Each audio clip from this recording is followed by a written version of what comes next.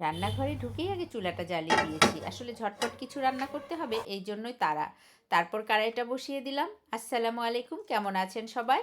আশা করছি সবাই অনেক ভালো আছেন। আজকে আমি অনেক মজার একটা ভর্তা রেসিপি শেয়ার করব আপনাদের সঙ্গে।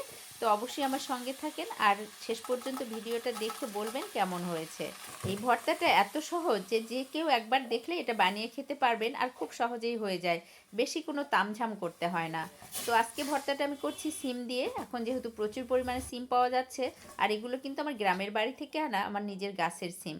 তো সেগুলো আমি কেটে ধুয়ে পরিষ্কার করে নিয়েছি। সঙ্গে দুটো আলুকেও টুকরো করে কেটে নিয়েছি। কাঁচামরিচ, পেঁয়াজ, টমেটো, ধনিয়া পাতা সব কিছু একসঙ্গে দিয়ে দিয়েছি। তবে হ্যাঁ, আলুটা কিন্তু না দিলেও চলে, সেক্ষেত্রে ভর্তাটা একটু পাতলা টাইপের হয়, তাতে খারাপ লাগে না, ভালোই লাগে। তবে আমার কাছে এই সব কিছু মিলিয়ে ভর্তাটা করলে বেশি ভালো লাগে। আপনারা চাইলে এর ভিতর মাছও দিতে পারেন, তবে ভর্তাটা এমনিতেই খেতে এত মজা হয় যে মাছের প্রয়োজন হয় না। তো সঙ্গে দিয়ে দিলাম লবণ, হলুদ, আর দিয়ে দিলাম একটু তেল, ব্যাস। আর কোনো কিছুর দরকার নেই। এখন দিয়ে দেবো সিদ্ধ হওয়ার জন্য একটু পরিমাণ মতো পানি।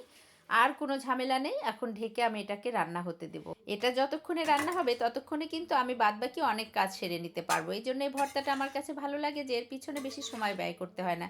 জাস্ট সবজিগুলোকে প্রসেসিং করতে যেটুকু সময় দরকার হয়, এই আর কি। এদিকে ভর্তাটা বসিয়ে দিয়ে অন্যদিকে কিন্তু আমি রাইস কুকারে ভাত বসিয়ে দিয়েছি। সঙ্গে কিছু মাজা ঘষা ছিল, সেগুলো কমপ্লিট করে নিয়েছি।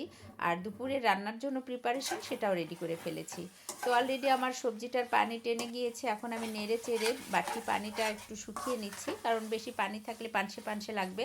তো সেই জন্য তো এটা কিন্তু নাড়াচাড়া করতে করতে অলরেডি ভর্তার মতো হয়ে গেছে।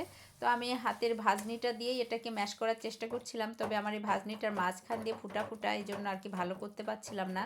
তাই পরে ডাল ঘোটনা নিয়েছি, এটাকে দিয়ে আমি সুন্দর করে ম্যাশ করছি, মানে সিমের বিচি আর আলুটাকে ভালো করে ম্যাশ করে নিচ্ছি, কারণ সব কিছু মিলিয়ে গেলেই তবেই কিন্তু ভর্তাটা বেশি টেস্ট হবে।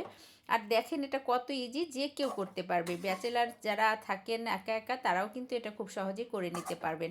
খেতে কিন্তু অসম্ভব মজার হয়। তো আমার ভর্তাটা রেডি, আর আমি বাটিতে তুলে নিলাম। এখন জাস্ট গরম ভাত আর ডিম ভাজার সঙ্গে এটা খেয়ে নেব। আমার এই মজার ভর্তা রেসিপিটা যদি আপনাদের ভালো লেগে থাকে, তাহলে অবশ্যই আমার চ্যানেলটাকে সাবস্ক্রাইব করবেন, শেয়ার করবেন, লাইক করবেন।